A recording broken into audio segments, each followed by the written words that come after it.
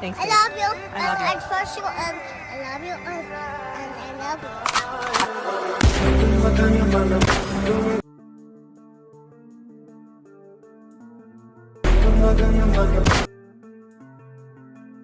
Back to my channel टिज क्यापकटमा हजुरलाई स्वागत छ। सो भिडियोको प्रिभ्यू त अलरेडी हेर्नु नै भयो होला। हजुरले पनि यस्तो खालको भिडियो सजिलैसँग क्रिएट गर्न सक्नुहुन्छ। यस्तो खालको भिडियो बनाउनको लागि चाहिँ क्यापकट चाहिँ इन्स्टल गरेको हुनुपर्छ। हजुरले प्ले स्टोरबाट सजिलैसँग पाउन सक्नुहुन्छ। हजुरले इन्स्टल गरेपछि क्यापकटमा क्लिक गर्नु होला। स्किप नगरिकन हेर्नु होला। कृपया हजुरले फेरि बुझ्नु हुँदैन, त्यसरी स्किप नगरिकन हेर्नु होला। गरिसकेपछि यहाँ देख्न सक्नुहुन्छ, क्लिक गरिसकेपछि न्यू प्रोजेक्टमा क्लिक गर्नु होला। न्यू प्रोजेक्टमा क्लिक गरिसकेपछि फेरि फोटोमा जानु होला। आफ्नो फोटोहरू टोटल हामीले फोटो 11 वटा फोटो लिनुपर्ने हुन्छ। यहाँ देख्न सक्नुहुन्छ मैले 11 वटा फोटो लिनेछु।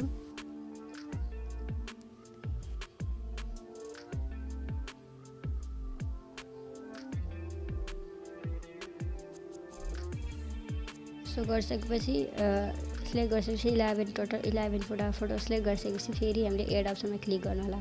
क्लिक गरिसकेपछि फेरि हामीले स्क्रल गर्नु होला। स्क्रल गरेपछि फर्मेटमा जानु होला र 9:60 को फर्मेटमा सिलेक्ट गर्नु होला। गरिसकेपछि फेरि ब्याक आउनु होला। आइसकेपछि हामीले अब फोटोलाई फिट गर्नुपर्ने हुन्छ। फोटोमा क्लिक गरेर जुम गर्नु होला। 2 फिङ्गरको मद्दतले फेरि नेक्स्ट फोटोमा क्लिक गरेर फेरि जुम गर्नु होला।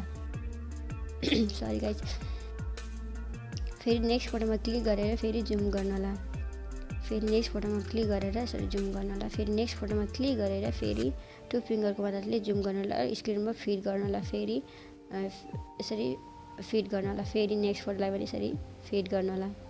फेरि फिट गर्नु होला। फेरि यसरी नै फिट गर्नु होला।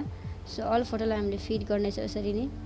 सो गरिसकेपछि अब हामीले एन्डिङलाई सिलेक्ट गरेर डिलिट गरिदिनु होला। गरिदिइसकेपछि फेरि हामीले स्टार्टेड पोजिसनमा आउनु होला। आइसकेपछि अब हामीले फोटोलाई ड्युरेसन दिनुपर्ने हुन्छ।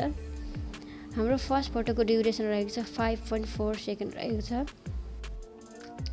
5.4 सेकेन्ड 5.4 सेकेन्ड रहेको छ। सेकेन्ड फोटोको ड्युरेसन रहेको छ हाम्रो 0.5 सेकेन्ड रहेको छ।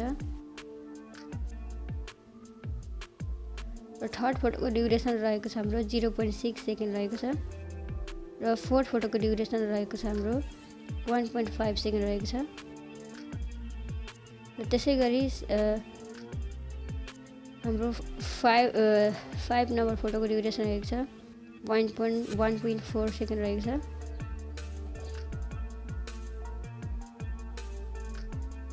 त्यसै गरी 6 को 1.1 सेकेन्ड रहेको छ।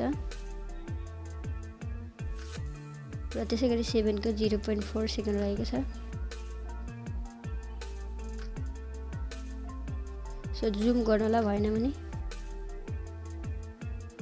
र त्यसै गरी हाम्रो 8 को 1.5 सेकेन्ड रहेको छ। जुम आउट गर्नलाई यसलाई चाहिँ 1.5 सेकेन्ड रहेको छ यसमा चाहिँ। त्यसै गरी 9 को हाम्रो 1.4 सेकेन्ड रहेको छ। त्यसै गरी हाम्रो 10 को 1.4 सेकेन्ड रहेको छ फेरि।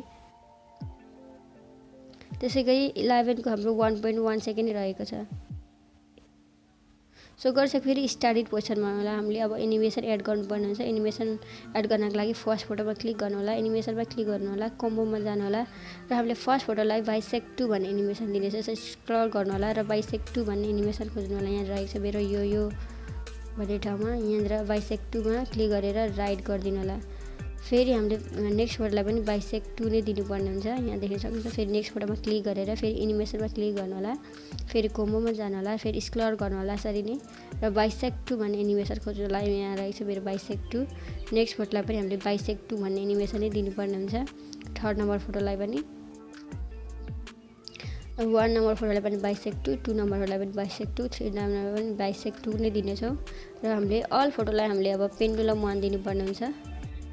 यसरी पेन्डुलम 1 अल फोटोलाई दिनु होला।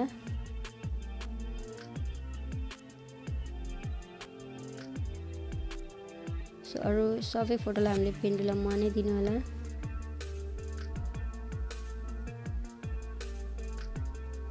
सो दिइसकेपछि राइट गर्नु होला। गरिसकेपछि अब यसमा हामीले इफेक्ट एड गर्नुपर्ने हुन्छ। इफेक्ट लागि फेरि ब्याक आउनु होला। इफेक्ट्समा क्लिक गर्नु होला। स्टार्टेड पोजिसनमा आएर भिडियो इफेक्ट्समा क्लिक गर्नु होला।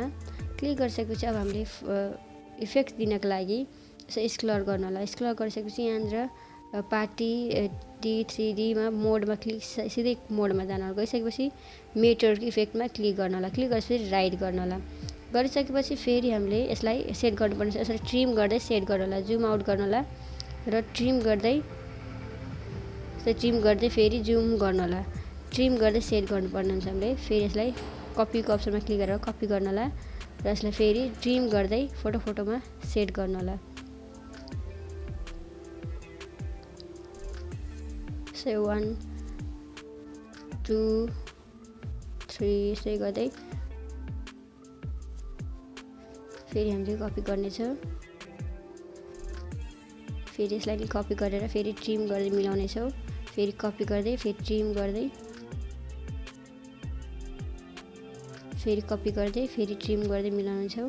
फेरि कपी गर्दै फेरि ट्रिम गर्दै मिलाउनेछौँ। फेरि कपी गर्दै ट्रिम गर्दै मिलाउनेछौँ। सो गरिसकेपछि अब हामीले यसमा फेरि अर्को खालको इफेक्ट्स हाल्नुपर्ने हुन्छ। हामीले 7 नम्बर फोटोमा र 7 र 8 मा हामीले अर्कै खालको इफेक्ट हाल्नुपर्ने हुन्छ। यहाँ देख्नुहुन्छ 1 2 3 4 5 6 7 7 नम्बरमा जानु होला। 7 नम्बरको स्टार्टेड पोजिसनमा ठ्याक्कै आउनु होला। यहाँ देख्न सक्नुहुन्छ। सो स्टार्टेड पोजिसनमा आउनु होला 7 को र भिडियो इफेक्ट्समा जानु होला। गइसकेपछि यहाँ देख्न सक्नुहुन्छ ट्रेनिङ बेसिक हुँदै यहाँ बेलिङ हुँदै पार्टीमा जानु होला। गइसकेपछि यहाँ रिपल्सको इफेक्ट्स खोज्नु होला। रिपल्स यहाँ रहेको छ, यसमा क्लिक गर्नु होला र राइट गरिदिनु होला र हामीले रिपल्स भन्ने 7 र 8 मा दिनेछौँ। यसरी दिनेछौँ। यसरी ट्रिम गर्दै मिलाउनु होला। गरिसकेपछि अब हामीले ब्याकग्राउन्ड म्युजिक पनि एड गर्नुपर्ने हुन्छ। फेरि ब्याक गर्नु होला। गरिसकेपछि एड अडियोमा क्लिक गर्नु होला र एक्सट्र्याक्टमा क्लिक गर्नु होला। हामीले ब्याकग्राउन्ड म्युजिकको लागि हजुरलाई लिङ्क डिस्क्रिप्सनमा राखिदिनेछु, त्यहाँबाट हजुरले डाउनलोड गर्न सक्नुहुन्छ। सो ब्याकग्राउन्ड म्युजिक हजुरले डाउनलोड गरिसकेपछि सिलेक्ट गर्नु होला र इनपुट साउन्ड अल्लीमा क्लिक गर्नु होला। क्लिक गरिसकेपछि यहाँ देख्न सक्नुहुन्छ। I love you. And first you I love you. So यहाँ देख्न सक्नुहुन्छ हजुरले हाम्रो भिडियो एकदम तयार भइसकेको छ। हजुरले अब ग्यालेरीमा सेभ गर्नको लागि चाहिँ माथि एरोको अप्सन रहेको छ, त्यसमा क्लिक गर्नु होला।